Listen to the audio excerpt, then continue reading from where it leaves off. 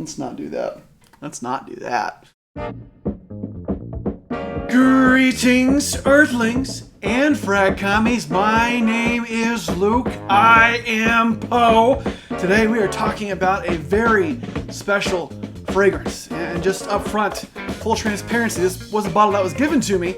However, they did not ask me for a review. And that might be on purpose. I mean, have you seen some of my reviews? I mean, I compared Burberry Brit to like a time-traveling Don Draper. I compared another fragrance to, the cocaine of Fahrenheit. Typically, when I'm reviewing fragrances, I'll wear them for about a couple of weeks, and that's not consecutively. I don't want to get anosmic to it. I don't want to get too used to it. But I do want to test it in different conditions, different environments. This is a fragrance that I've worn for close to a month now, off and on. It is a very complex fragrance. There's a lot going on with this.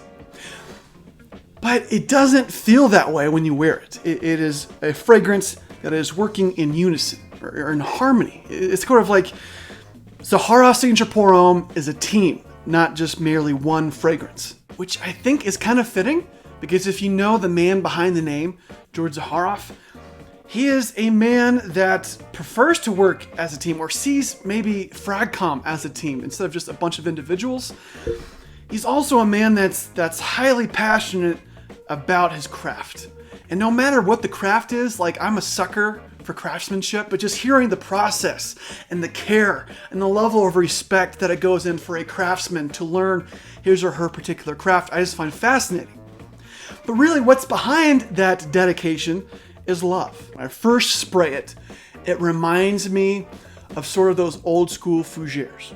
But it's not going to be abrasive or brash or overpowering like some of those 80s powerhouses, but it does kind of give me that vibe, which personally I really like. I like the more gentlemanly barbershop kind of sense. Then after that brief thought, that kind of fades away in the background because you're going to get some incense and some spice and some depth. The top notes don't really stop there though. They're going to continue on into the mid.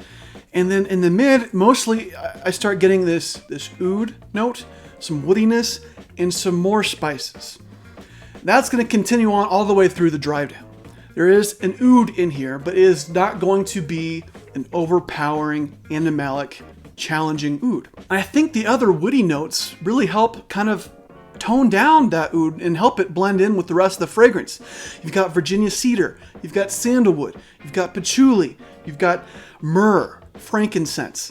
These are all going to give it this woody spiciness that really gives it a handsome, masculine kind of vibe. But that's all well and good, man. But what exactly does it smell like?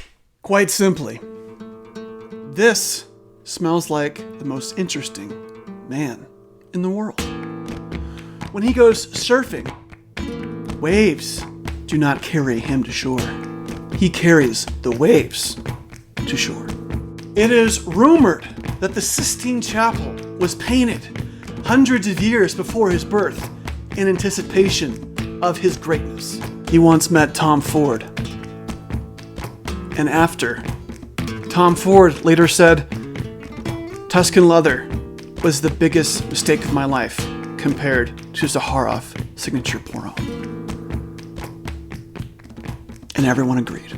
Not only are those three statements true, they're tremendously true because of alliteration.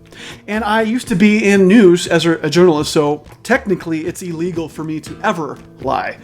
So everything I tell you guys, it could be the truth, depending on your perception of things. That's all I'm going to say about that.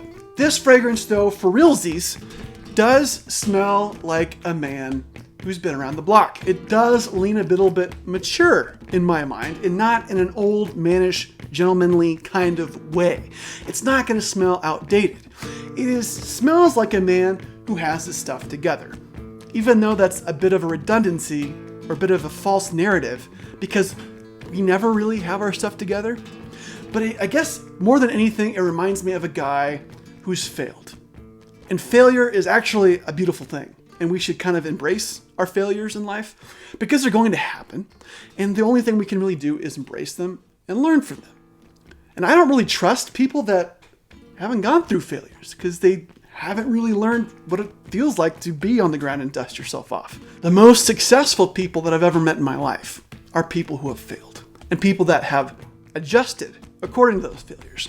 And that's what this fragrance ultimately reminds me of. Pros, why you should buy Zarharoff Pour Homme Signature. It might be the best hybrid of both the niche world and the designer world put together.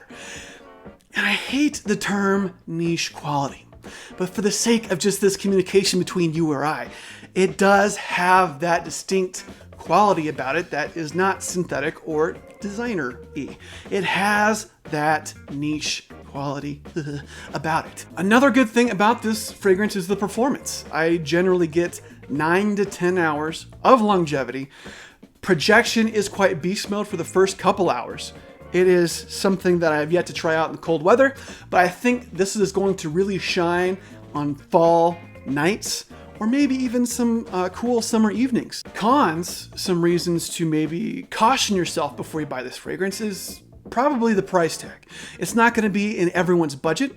It certainly wouldn't be in my budget, even though after trying it, it is up there with Tom Ford Beau de Jour for me, which I paid $150 on a discount site. So it is up there with some of my favorite fragrances currently on the market. This is a fragrance that could help you maybe broaden horizons or smell some scents that aren't going to be super challenging, but that break out of that maybe mass appealing mold and open your mind without the use of marijuana or LSD. But certainly if you wanted to smoke marijuana or drop LSD while wearing this fragrance, I'm sure you'd have a great time. That is going to wrap things up for me today, Fragcommies. Hope you enjoyed the review. If you like this sort of content, please hit that subscribe button, give it the old thumbs up, and hit the bell because, people hit bells. That's probably actually how the Liberty Bell in Philadelphia was cracked. It was probably like, George Washington being like, "Hear ye, I am your president. You must hit the bell." And then some really big George Washington enthusiast cracked it. That hasn't been confirmed through history. This is just a theory that I came up with on the spot right now.